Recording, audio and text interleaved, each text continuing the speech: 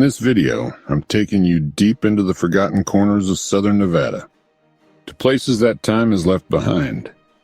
These are real ghost towns with no permanent residents left.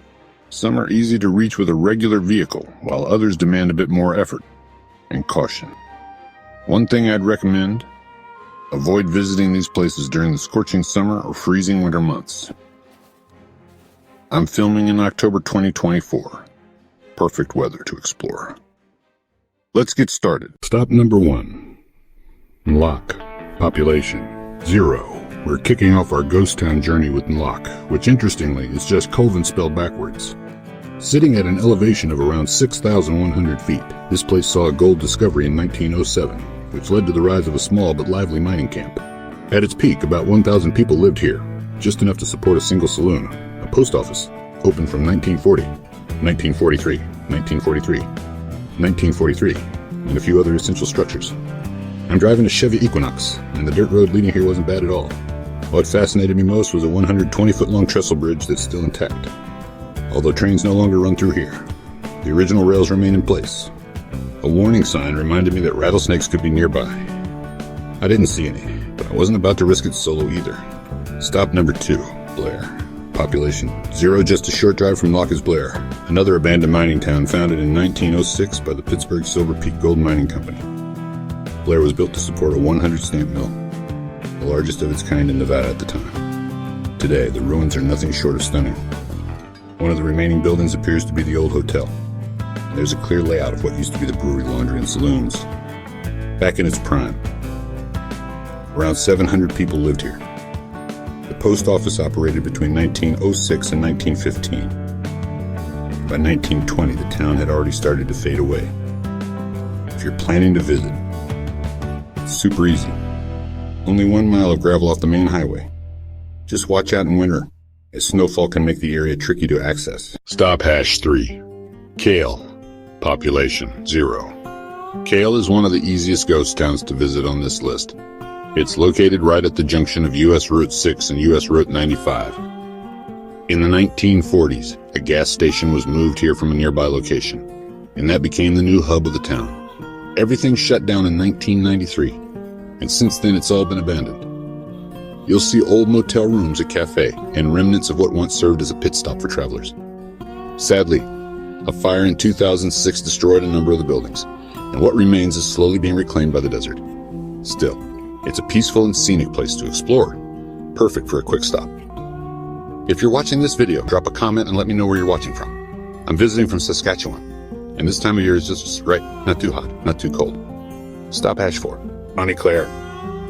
Population 0. Just off State Route 267, near US 95, lies Bonnie Claire. Claire, a small settlement founded around 1906 to support nearby mining operations in the Slate Ridge area. Only a few structures remain today, but one unique spot caught my eye: the House of Quotes. It's an abandoned house where visitors leave written quotes on the walls. It's kind of like a desert message board. And honestly, it has a charming artistic vibe to it. At its peak, Bonnie Claire was served by 2 railroads, both of which are long gone. The post office closed in 1931, and the nearby mine is now silent, but still accessible if you're careful. Stop #5, Delmar. Population 0. This one was intense. Delmar is located in eastern Nevada, deep in the Delmar Valley. It's one of the most remote ghost towns I've ever visited. The last 5 miles of road were rough, rocky, uneven, and honestly, not great for a regular vehicle. If you plan to come here, I'd recommend a high-clearance SUV or truck. Delmar earned the nickname the Widowmaker because of the high number of deaths due to a lung disease called silicosis, caused by inhaling fine dust from the mines. Gold was discovered here in 1889, and by 1897, the town had over 3,000 residents, complete with an opera house, schools, churches, saloons, a hospital, and a newspaper. A massive fire in 1900 destroyed much of the town, and it never fully recovered. Many stone foundations and building remains still stand, giving you a chilling sense of its former glory. The post office operated until 1941. Just be careful. It's extremely remote and rough terrain can easily damage your tires. Located about 45 minutes east of Tonopah, Warm Springs is a tiny, peaceful ghost town with only 2 buildings left. Its name comes from the natural hot springs that still exist nearby. In 1947, someone bought the springs and tried to turn the town into a resort destination. By the 1970s, there was a pool, cafe, and bathhouse. It was a great idea, but it didn't last. Now, the springs are off limits, and the area is quiet once again. Interestingly, Warm Springs sits at the northern tip of the Extraterrestrial Highway, and we're not far from Area 51. So, if you're into UFO lore, this is a must visit. This town is pretty well known compared to the others. Located just east of Death Valley, Reallight was once a booming mining town.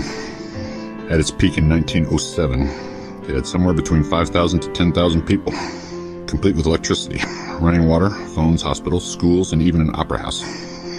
Now, it's almost completely abandoned, but a few structures remain standing. There's a schoolhouse, a bank vault, and several storefronts. Some areas are fenced off, but many are open to explore. The highlight here is the Grand Train Station, once served by 3 different rail lines. The station building was used up until the 1970s and may have served as a social club at one point. I've actually visited Reallight before to do night photography, and I've even seen wild donkeys here. This was the only ghost town on my trip where I saw other visitors, and it's right off the paved road, super accessible. Okay, I'm still not 100% sure I'm pronouncing this one right, Candelaria, but there was no one around to correct me. Located in Mineral County, the town was established in 1864 and once had 2 hotels and over 25 saloons. At its height in the 1880s, somewhere between 1,500 to 3,000 people called it home. Most of the town has been torn down or collapsed, but you can still find a few building foundations and a couple of preserved sites. The post office closed in 1939, and like the others, the railroad stopped coming long ago. We're also pretty high up here, so keep in mind this road can get snowed in during winter. On my way out, I stumbled across a strange structure near the intersection of US 95 and Nevada Route 306. I'm not sure exactly what it was, but it looked like a former gas station or diner. It's right off the highway and worth a quick photo stop if you're passing by.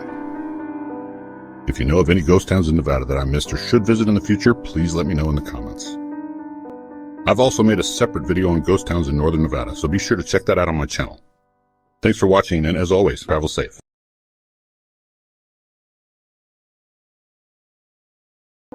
I've also made a separate video on ghost towns in northern Nevada, so be sure to check that out on my channel. Thanks for watching, and as always, travel safe.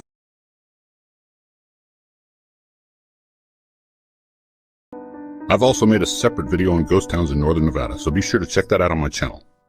Thanks for watching, and as always, travel safe.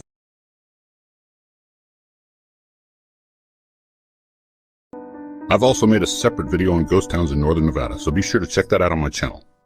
Thanks for watching, and as always, travel safe.